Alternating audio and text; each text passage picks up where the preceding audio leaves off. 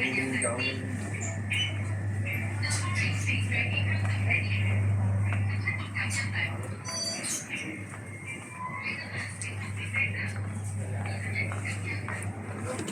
với em không xin gặp mày liền cho